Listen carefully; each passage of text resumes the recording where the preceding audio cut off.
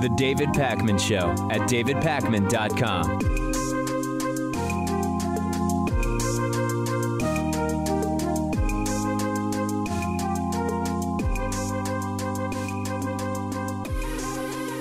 So Tuesday, I told you that Republicans finally have themselves a voter fraud scandal on their hands, but really it's an election fraud scandal. And this is all out of North Carolina's 9th district. This was a congressional race in the 2018 midterms, which we had at this point about actually, I think it's been a month to the day, where Republican Mark Harris supposedly defeated Democratic opponent Dan McCready by 905 votes out of 280,000 cast.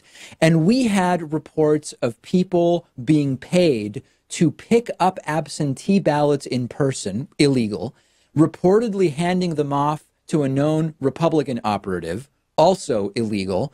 And then we had a whole bunch of other little issues reported, little compared to that one, but still significant issues, problems at the polls, unrequested absentee ballots arriving at people's houses, really major red flags about the integrity of this election. We now have more news. More than 1,000 absentee ballots have been potentially destroyed. Thousands. Remember, the race came down to 905 votes in favor of the Republican. We still don't know exactly what is even being alleged here because there are many moving parts. I mentioned on Tuesday that a ton of absentee ballots had witness signatures from the same group of people, which is really strange. Why is there a group of people involved as signing off as witnesses for so many people's mailed-in absentee ballots? Didn't really make sense. We haven't gotten an explanation. So what investigators are now looking at are basically two different areas of investigation. One, have people connected to this Republican activist, Leslie McCrae Dowless, who consulted for the Republican candidate in the race, were they gathering unsealed absentee ballots, marking them for the Republican, and then signing them as witnesses? That would be unconscionable election fraud, and it's one explanation for why they're going around asking for people's absentee ballots that they haven't sent in. That's one possibility. We now also have the destruction of absentee ballots component, and that would suggest a different strategy, which is showing up, pretending to be election officials to collect absentee ballots from voters in Democratic areas and then destroying them, ripping them up, throwing them in the trash instead of turning them in. House Democrats are looking for an emergency hearing. Unclear if they're going to get it at this point, but my concern, Pat, is that this story needs a lot more attention. There is fraud happening. It's not people voting twice. It's not people showing up and giving the names of dead people. It's not illegal immigrants from Massachusetts getting on buses and going up to New Hampshire to vote for Hillary Clinton. It's this Republican suppression of the vote, and it's not getting the attention that it deserves. Well, the good news is that the election hasn't yet been certified, but the new Congress, the 116th Congress that's set to take place in a few weeks, and I'm worried that there's going to be this rush to get it all done, and I hope there is a thorough investigation into all of this. I hope they don't just figure, well, the Republicans up by 905 votes, and North Carolina's 9th needs a representative, so we have to make sure he's ushered in right away. No, let's slow it down, make sure that we understand who actually won this election. We're talking about thousands of possibly destroyed ballots when the margin of victory was 905. It's Republican suppression of the vote. They are straight up trying to steal an election, and they might get away with it. There's, by the way, an entire additional story here, which I haven't even gotten to, which is that some of the same patterns that we saw in the general election in the North Carolina 9th seem to have existed in the primary for Republican Mark Harris, which implies, although it's not yet proven, that he did the exact same thing in the Republican primary. People actually need to end up in prison here if any of this is proven. We have been talking about the debt and deficit in politics for a very long time, and there's a few different layers of the discussion on debt and deficit. First of all, there is which party is more responsible for raising the deficit and which party is more responsible historically for lowering the deficit? That's one question, not what I want to talk about today. There's another question, which is, well, does the deficit matter? And if so, is every deficit dollar created equal? What I mean by that is, if we increase our deficit to pay for people's health care, does that have the same economic impact as if we increase our deficit to give really rich people tax cuts, which mostly they put into their bank accounts? That's another discussion. It's not what I want to talk about with you today. Now, whatever your view is on the importance of the debt and deficit, on which party tends to increase or decrease the debt or deficit, there's no denying two realities about our current president. Number one, Donald Trump said that he would start paying off the debt by generating a surplus. And number two, Donald Trump has actually made this problem way worse. The debt has exploded under Donald Trump. And we now have a new report about the fact that aides who believe the debt is a problem have been going to Trump and saying, hey, we kind of need to deal with this, Donald. And Donald Trump is shrugging it off, saying he won't be president anymore when it becomes completely untenable. The Daily Beast has a detailed report about this, and it points out that people show up at Trump's office and they bring charts and they bring graphs and pictures and reports. And Trump is saying, yeah, but I won't be here when that's a problem. So this is not a political debate story. This is not a debate over the merits of debt and deficit or over which party does X, Y, or Z with debt or deficit. This is about the fact that you have a president that doesn't care about the country. Trump's view and Trump's view, the view of the people around Trump is the debt is a huge problem. I might disagree. You might disagree. But if they believe it and Trump is saying, I don't care, I'll blow up the debt because it's going to be the next president's problem, it's irresponsible and it's an attack on Americans. Republicans say that the debt and deficit are a problem for the average middle-class American.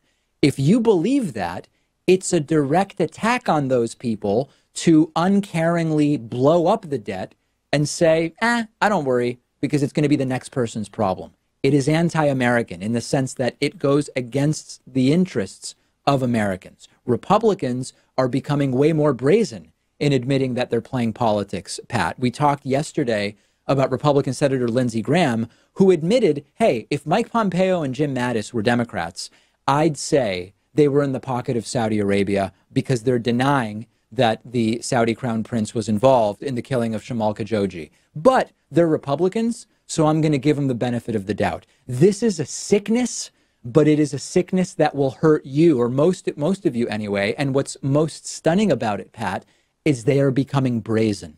And also, how does Trump know that this won't be his problem? Like, assuming you buy into this idea that the debt is going to ultimately become so large that it's going to be untenable and maybe crash the world's economy, how does he know that it's going to be the next president's problem? Like, Trump could be president for the next 6 years, and we very well could have a debt crisis under his tenure. Well, I think that he's being told that it's going to be the cumulatively, exponentially increasing interest on the debt beyond 6 years that's going to cause the problem. And he just doesn't care. He just says, I just don't care about that. And meanwhile, what's amazing about this is that so Trump's blowing up the deficit and saying he doesn't care because he'll be gone before it really becomes a problem, according to the people that are telling him that. Simultaneously, Republicans, as I've told you, are laying the groundwork to justify cutting your Social Security and Medicare because the debt has exploded. And this is sort of like the Republican view on lots of issues. The debt, I won't be here when it explodes. Climate change, if it's real, will be gone. Let's enjoy cheap gas and drive SUVs. Infrastructure spending, I won't be driving anymore. When the bridges and tunnels collapse, I'll be retired and living in Arizona or somewhat. What moral leadership, right? Screw you. I'll be 85 years old and out of office when it implodes. And if you are a Trumpist and you hear this and you defend it, let me know what mental gymnastics you're using to make it happen, because it's disgusting. I'm on Twitter at @DPakman. The show is on Twitter at David Pakman Show. The David Pakman Show at davidpakman.com.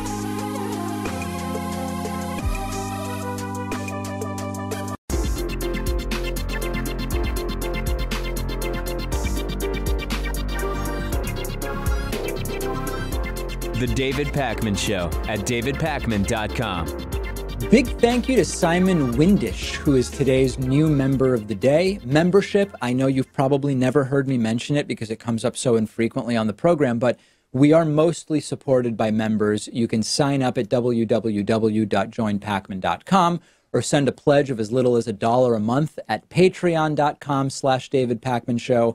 And if you are a member for a while, not only can you be new member of the day like Simon Windish, you can be sustaining longtime Hall of Fame, amazing person member of the day, like Charlotte Edwards, who's been with us for nearly 5 years. Simon, Charlotte, thank you.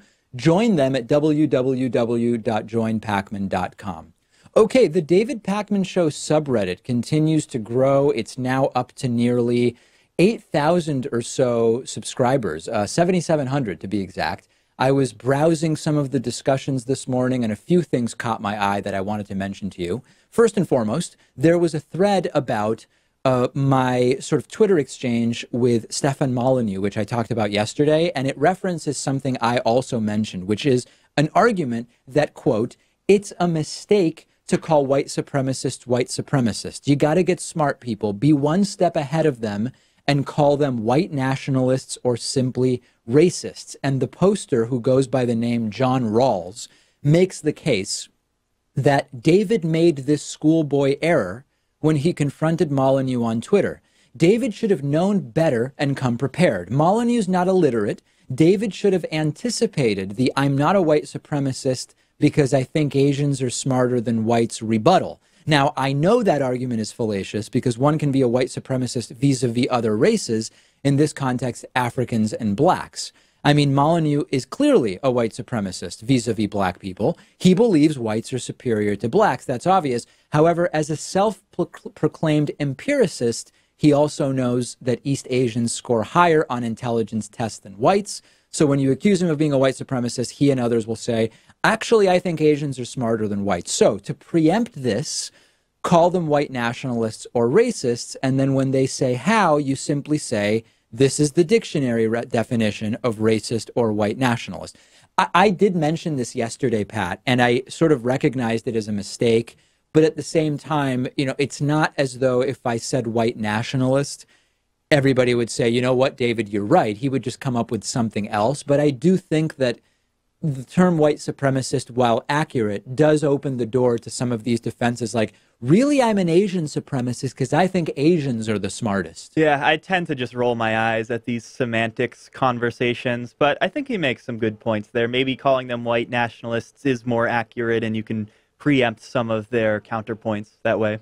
And with Molyneux specifically, I mean, he was talking about how great the white nation of Poland was, how in Poland everybody's white and you don't have political correctness. He doesn't need security at his events and all of this other stuff.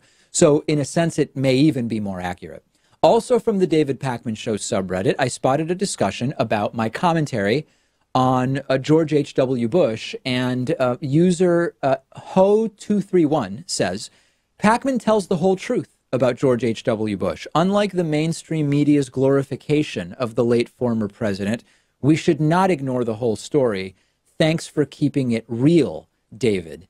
Yeah, I don't know, Pat, that I really did anything that that incredible in a sense. I mean, what I pointed out was that we can recognize the sadness of people losing a family member, and we don't wish for people to die, but we don't have to sugarcoat their political record because people are people and they're also elected officials. And I think that, I mean, it's me saying it, so I don't think people will be surprised, but any responsible coverage of someone involved in politics for as long as George H.W. Bush was involved in politics would offer some kind of critique of what they achieved or did as an elected official. That we would hope that all media would do that. Unfortunately, they don't. Yeah, and maybe that's what you're trying to do, balance some of that out, because after someone dies, you typically just want to praise them, and it's important to also make sure that you take that sort of adversarial approach, and I think we kind of provided that balance. Someone wrote to me and said, David, what you don't understand is people feel good when they just watch the funeral and pretend everybody gets along, although not everybody did get along at the funeral. I'll have video of that for you later.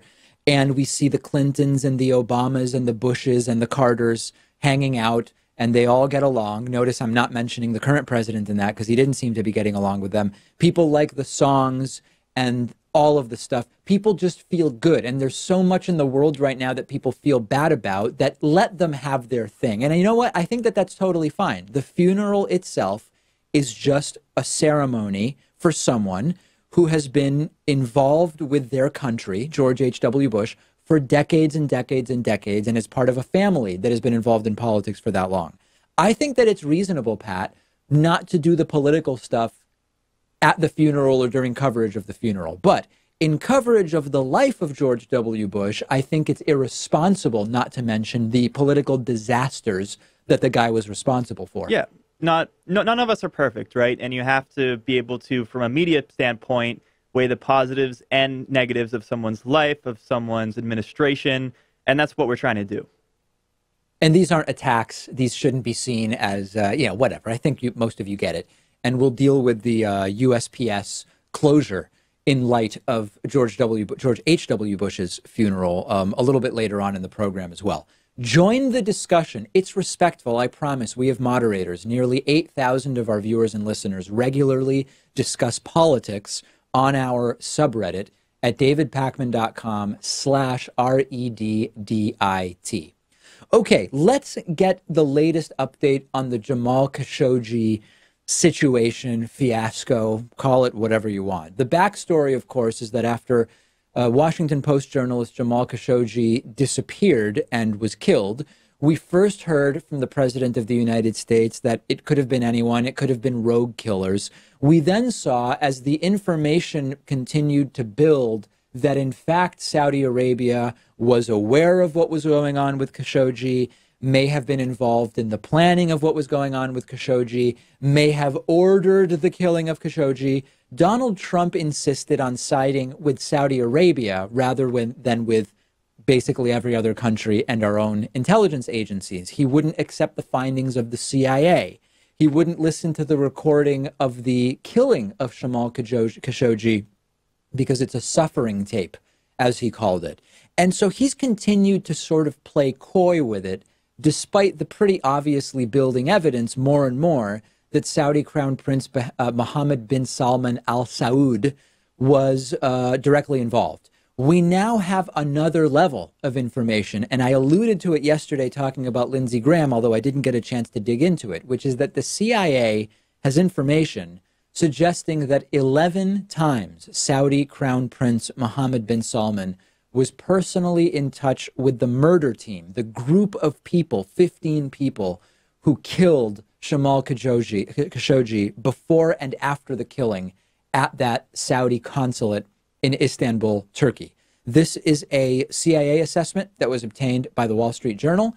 Mohammed bin Salman was communicating with Saud al-Qahtani, who was supervising obviously, if you have 15 people in a killing team, you need a supervisor. And Saud al-Qahtani was supervising that team.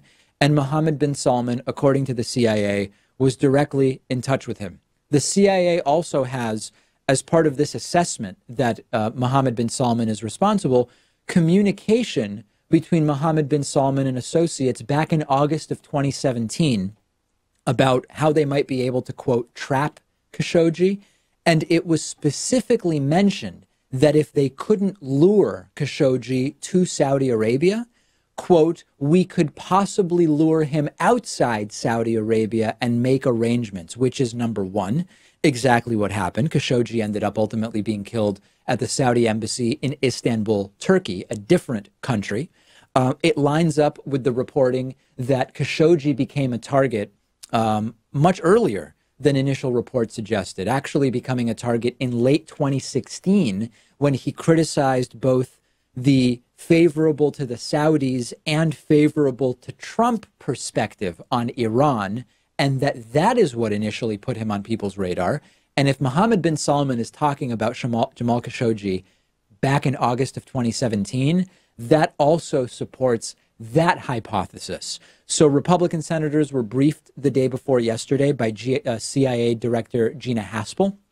They came away basically with the conclusion that, yeah, Jamal Khashoggi ordered the murder. And Republicans now are saying, some of them, that there's no question about it. Senator Bob Corker, who's a Republican, said, quote, "I have zero question in my mind that the Crown Prince ordered the killing, monitored the killing, knew exactly what was happening, planned it in advance. If he was in front of a jury, he would be convicted in 30 minutes, guilty."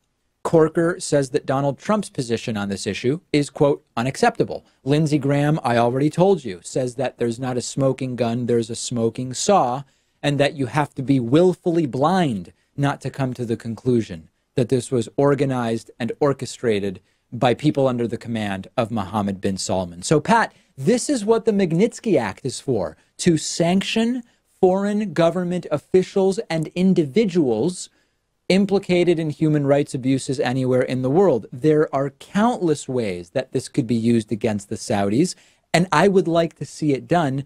I'm not holding my breath for Trump to do it, though. No, absolutely not. And of course, Trump is to the bitter end going to stick to this idea that it could have been rogue killers or it could have been a 400-pound man on a bed somewhere.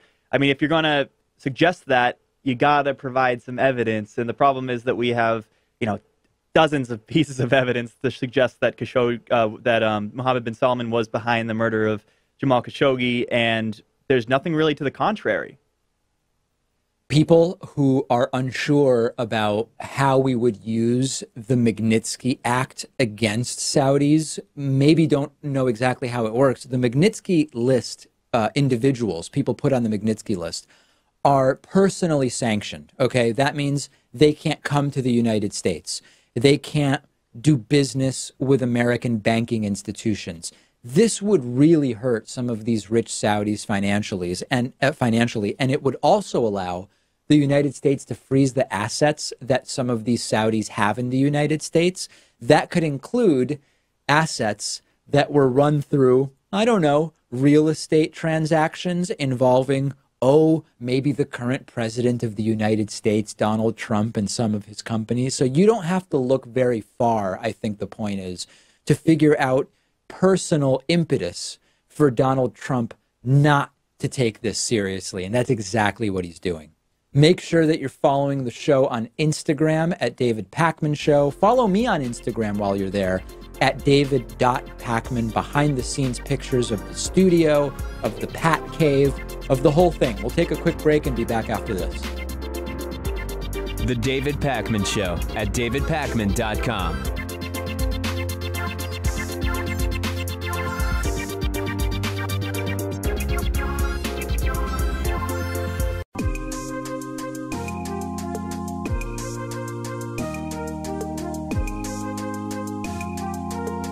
Welcome back to the David Pakman Show. It's great to be joined today by Cara Brown-McCormick, who's the co-founder of the Committee for Ranked Choice Voting in Maine, which had a big success when it comes to the fight for ranked choice voting. Cara, great to talk to you today. Oh, it's great to talk to you too, David. Thanks so much for having me. So we recently talked to Fair Vote about what ranked choice voting is, different methods of installing ranked choice voting, how votes can be tabulated. So we have sort of a sense of how it works. What I'd like to talk about with you to begin with is, how did this initiative in Maine start? In other words, how did this activism become successful activism? Well, we started in Maine with about 4 years ago with about 5 people. And what we did is we filled out a piece of paper and turned it into the Secretary of State with a copy of the law that we wanted to put forward, which was a ranked choice voting law for all federal and state offices in the state of Maine. We, by that action, were able to get the Secretary of State to approve a petition. And we spent about a year with volunteers gathering 75,000 signatures. We needed 61,123 signatures, which represents 10% of the people who voted in Maine in the last election, or in that case, it would have been in the 2012 election.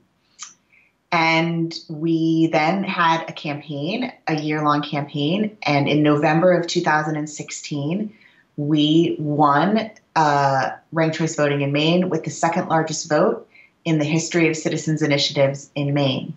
So to kind of outline the process in its pieces, first you sort of drafted what the law would look like. Once that was sort of okayed conceptually, at that point you needed signatures from Maine residents in order to get it on the ballot as a referendum question, as a citizen-initiated referendum question. Exactly. That was ultimately voted on in 2016, and it passed. It wasn't a huge margin. It was 52-48, but that made it the law. And how soon after that did it go into effect? So it went into effect on January 7th of 2017. That's when it became the law of the state of Maine. And can you talk? Oh, sorry. Yeah, go ahead.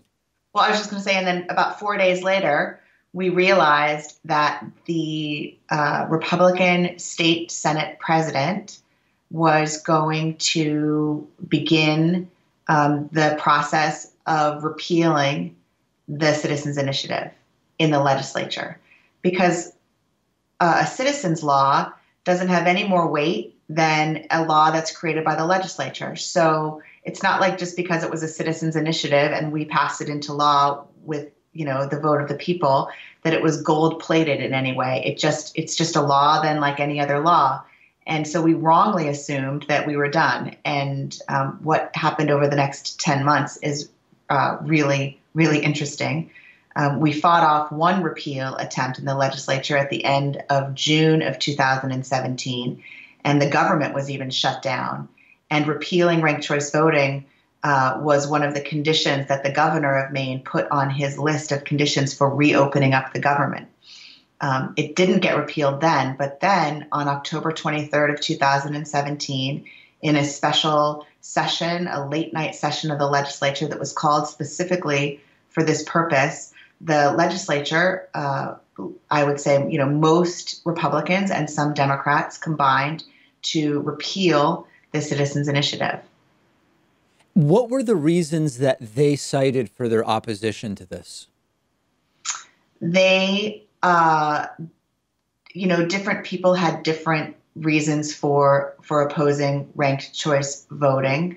The Secretary of State said that it was too costly, said it was too confusing. People said things like, well, the people didn't really know what they were voting for, or it's a lot of people said it was unconstitutional. There were many objections from the political establishment in Maine, and the legislature had fundamentally altered or repealed all of the citizens initiatives that we passed in November of 2016. So ranked choice voting wasn't alone in that.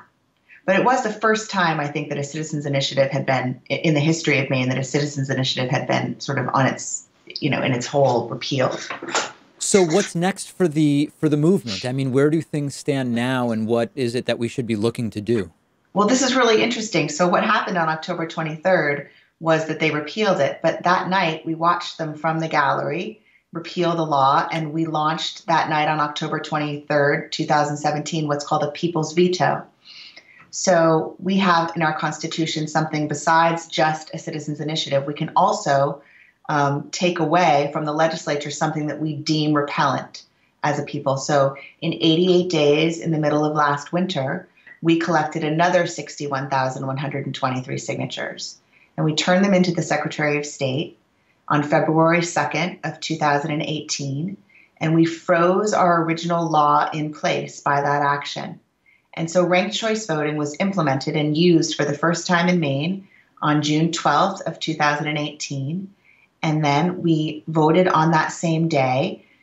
This time we won by an 8% margin to keep ranked choice voting. So we used it again in November, this past November election. For the first time ever in the United States of America, ranked choice voting was used for federal offices in a general election statewide in the state of Maine. So it wasn't over when they repealed it. It actually just made us sort of stronger and more resilient.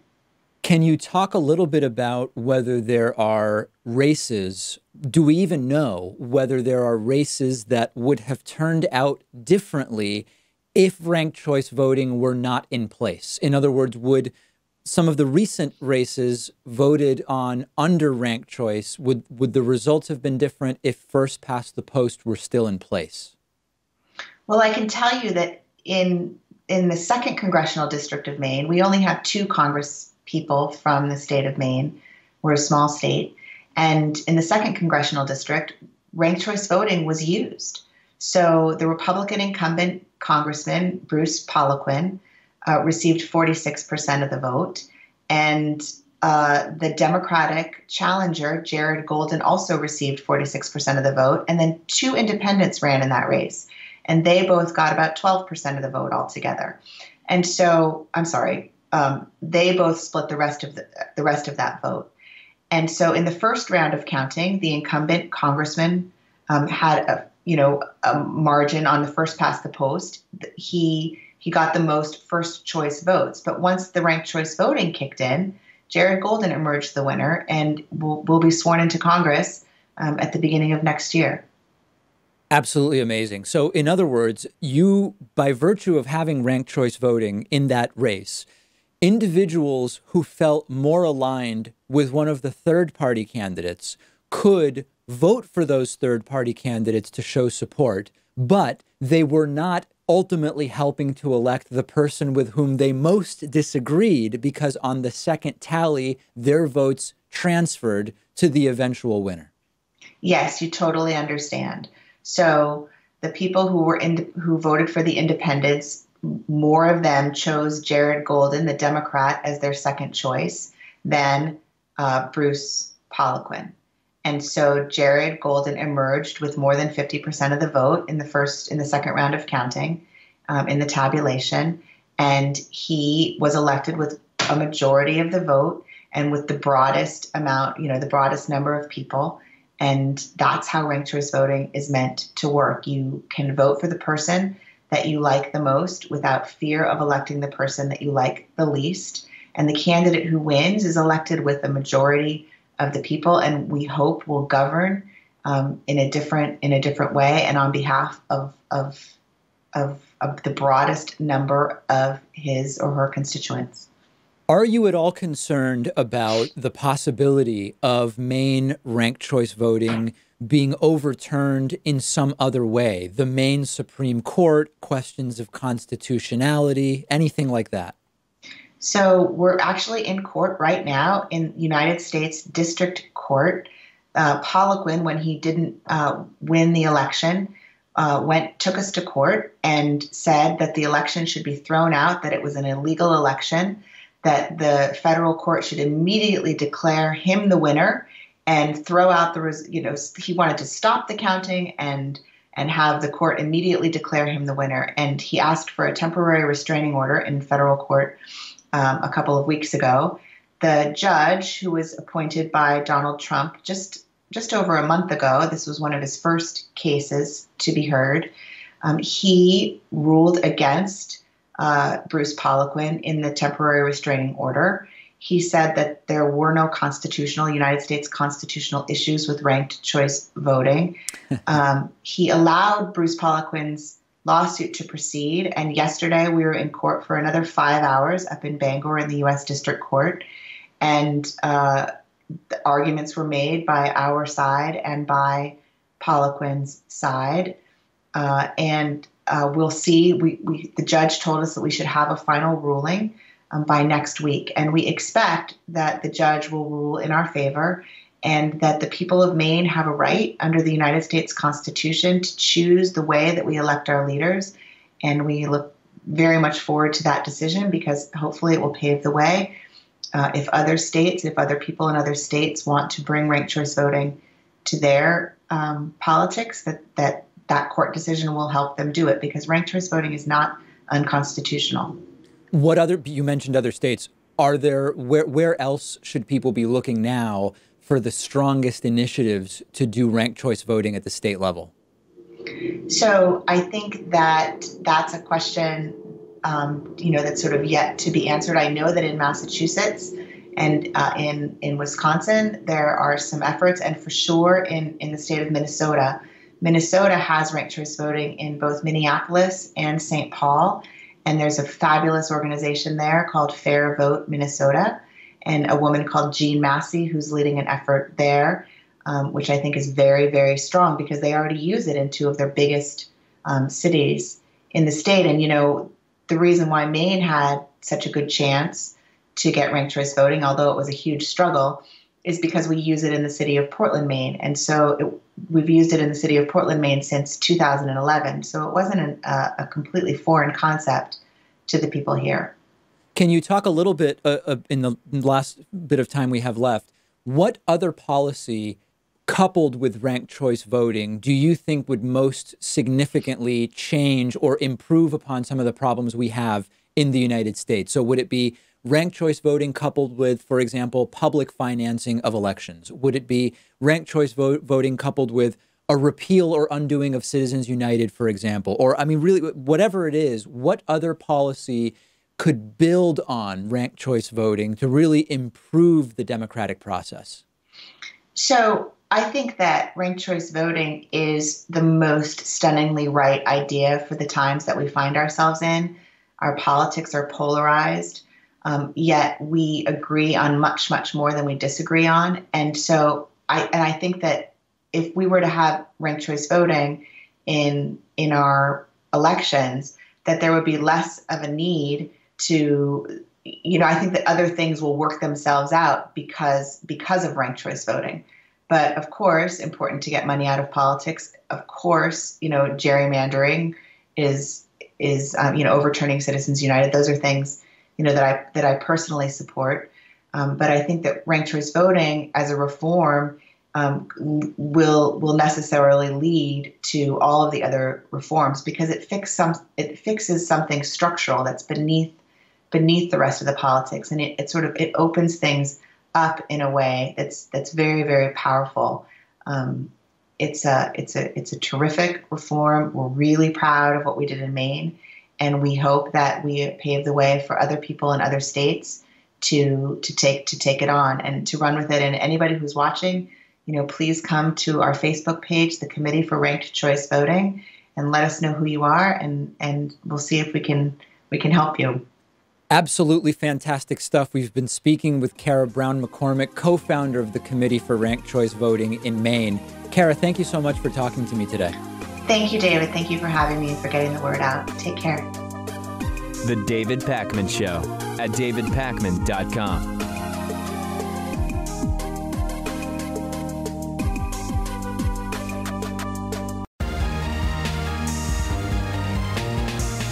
The David Pakman Show at davidpakman.com.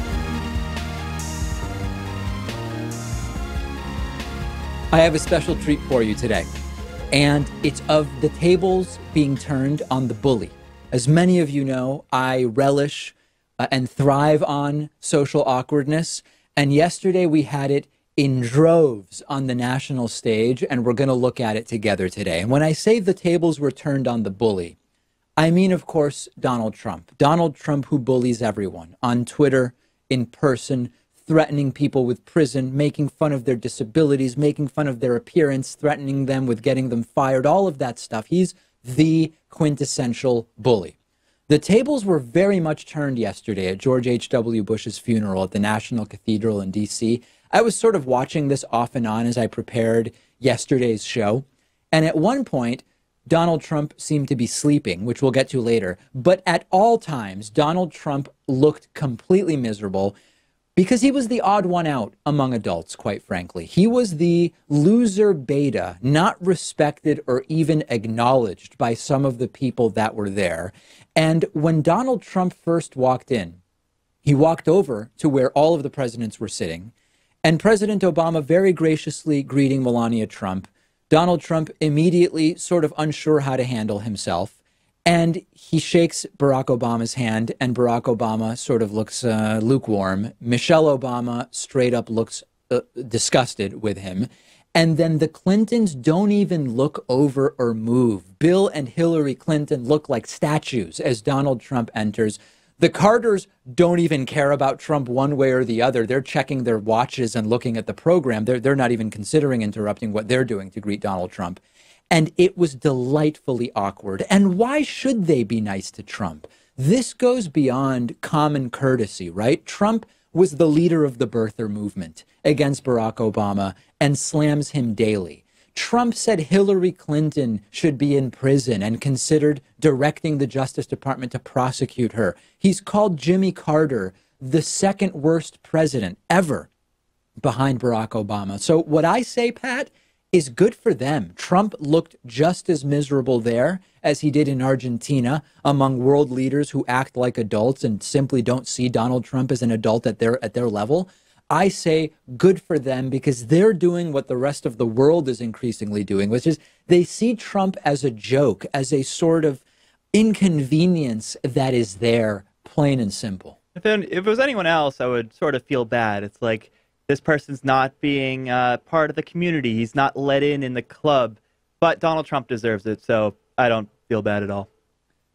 He was only even at George H.W. Bush's funeral because George H.W. Bush said, I want Trump there in the interests of sort of unity and moving beyond political disagreements that we've had.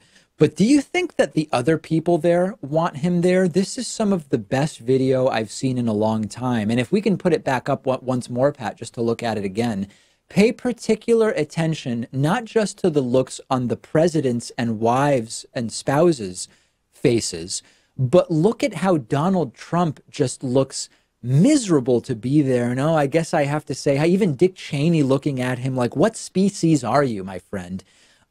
I think that this is exactly how he should be treated. And I know that there are people who will say it's childish for the Clintons and the Carters and the Obamas to treat Trump in this way. No, what's childish is what Donald Trump has been doing for 3 to 4 years at this point. That's actually what's embarrassing. And it's Trump and his followers who should be embarrassed, not the Clintons, not the Carters, and certainly not the Obamas, who have been more than gracious to this guy, despite his disgusting behavior. So in addition to the cringe, by the way, of the former U.S. president and their spouses ignoring Donald Trump at George H.W. Bush's funeral, I want to devote just like a couple minutes to Trump sleeping at George H.W. Bush's funeral. When Trump plays golf all the time, it's not embarrassing, but when he's golfing, he's not doing policy. That's a good thing, because when he does policy, he wrecks the country. Maybe we should be glad, as we show you what this looked like, that Donald Trump was sleeping during the funeral of George H.W. Bush, because when he's sleeping, he's not saying embarrassing things or doing embarrassing things. Maybe that's the upside to all of this. But yes, Donald Trump appearing to sleep through the funeral, which is embarrassing, but at least he's not insulting anybody. But there is something serious here related to Trump that I want to discuss that sort of came to my mind in watching his behavior and seeing how he was treated at George H.W. Bush's funeral, which is that Trump was de facto rebuked at the funeral, as he should be. His name wasn't mentioned once by anybody, period, even though he's the current president of the United States. We know Trump hates this. Trump wants recognition. Everything that Trump said, everything that was said, rather, by George W. Bush during his eulogy indicated that the Trump doctrine, the Trump milieu, is the exact opposite of what George H.W. Bush sort of worked to build. All of the compliments about George H.W. Bush implicitly rebuked Trump. And Dana Milbank had a really good explainer about this in the Washington Post. 1,000 points of light kept being mentioned as a catchphrase of George H.W. Bush. Trump made fun of it, and at the funeral, it was mentioned time and again as something positive that George H.W. Bush had said. George W. Bush mentioned it during his eulogy. He also mentioned that when George H.W. Bush won, he shared credit, and when George H.W. Bush lost, he took responsibility. He shouldered the blame. That's the exact opposite of Trump. Now, I don't know if Trump is clever or intelligent enough to realize that, but these are de facto rebukes of Donald Trump. George W. Bush talked about George H.W. Bush's relationship with Bill Clinton and how it was sort of a brotherhood that developed. That's not the way things are developing for Donald Trump with former presidents. Senator Alan Simpson spoke, former senator, and pointed out that George H.W. Bush never hated anyone. That is not something that can be said about Donald Trump based on his behavior. Said that he was loyal to the institutions of government, the exact opposite of what we've seen from Donald Trump. Now, I concede that these de facto rebukes of Trump are so over his head, Pat, that I can't imagine Trump even understands them as contrasting elements of George H.W. Bush to him. But to a lot of the people in the audience, it was very clear. Yeah, he may not understand them. They may go over his head, but he does get annoyed, I think, that he's not getting any recognition from the speakers. And essentially the same thing happened when John McCain passed away a few months back. Now, Donald Trump wasn't invited to that funeral because McCain didn't want him there, but many of the speakers had these sort of tacit critiques of the current administration, and you can tell that it irks Trump. I think especially so because he actually had to sit through it this time. Yeah, he looked miserable sitting there with his arms crossed and just looking miserable. When he wasn't sleeping, he looked very, very clearly miserable. And one of the most subtle but brilliant instances of trolling Trump that took place during the eulogies yesterday at George H.W. Bush's funeral was when the former Canadian Prime Minister Brian Mulroney spoke and pointed out that world leaders knew that when they dealt with George H.W. Bush, they were dealing with a gentleman, they were dealing with a distinguished and brave, genuine leader. That's just about the furthest opposite you can get to between George H.W. Bush and how Donald Trump is seen by leaders around the world. And we see that Trump is a child among adults just from how he's being praised for how he behaved at the funeral. Chelsea Handler tweeted about this brilliantly, where she pointed out, Donald Trump is getting praised for his behavior at Bush's funeral. Our president is such an asshole. We have to reward him when he doesn't make a scene at a funeral, which basically says it all. The standards have become so low, the expectation has become so low of Trump, that he was getting praised on cable news the other day because he handled the death of George H.W. Bush appropriately. That shouldn't even rate when you evaluate how a president is doing. That they behave after a former president dies now counts as a point in favor of Trump because his behavior is expected to be so atrocious and ridiculous. Basically says it all. We have a voicemail number. That number is 219-2-DAVID-P. You can call that number anytime you want.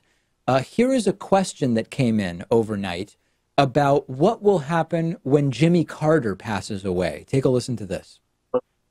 Hey, David. I just saw George H.W. Bush had National Day of Mourning, and we closed post offices, and I think most federal agencies didn't require their employees to work that day either, which is interesting. If this happens to Jimmy Carter, God forbid, and if he should pass away, do you think there will be a National Day of Mourning for Jimmy Carter as well? Yeah. A bunch of people wrote in about this saying, normally you don't necessarily shut down the post office when a president dies. The stock market was also shut down. A lot of federal offices were also shut down. Will the same thing happen when Jimmy Carter, someday, if Jimmy Carter passes away, a very long time from now, obviously? I hope the answer is yes, Pat. I hope that this is now, if this is what we're doing, whether we agree or disagree that it's what we should do, it should happen for all presidents. And I hope that the same, I was surprised, actually. I went to the post office yesterday to mail a couple of things and came across a post office that was closed in observance of George H.W. Bush's funeral.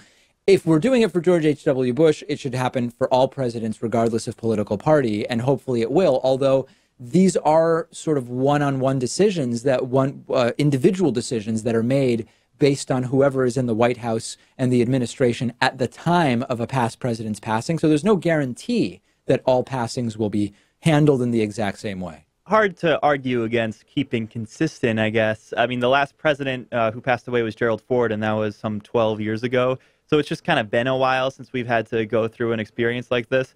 But I'd imagine they're going to do the exact same thing for Jimmy Carter. I don't see why not. I hope so. I hope that they do. On today's bonus show, Pat is now regularly fighting with people. What am I talking about? We will discuss it on the bonus show. Pat's going to tell us on all about it. What kind of fights is he getting into? We will also talk about the first commercial robo-taxi autonomous vehicle service. In Arizona, you can now get picked up by Waymo One, which is the first commercial robo-taxi that is live and available. I also want to talk about these phrases like bring home the bacon, and beating a dead horse that PETA, People for the Ethical Treatment of Animals, are saying are equivalent to racism and homophobia. Hint, I don't agree, but we will talk about that and more on today's bonus show. Get access to the bonus show instantly by becoming a member at www.joinpakman.com or by becoming a patron at patreon.com/David Pakman Show. Thanks to everybody who has signed up over the last 24 hours. It's been solid. Appreciate every single one of you, and we will see you on the bonus show.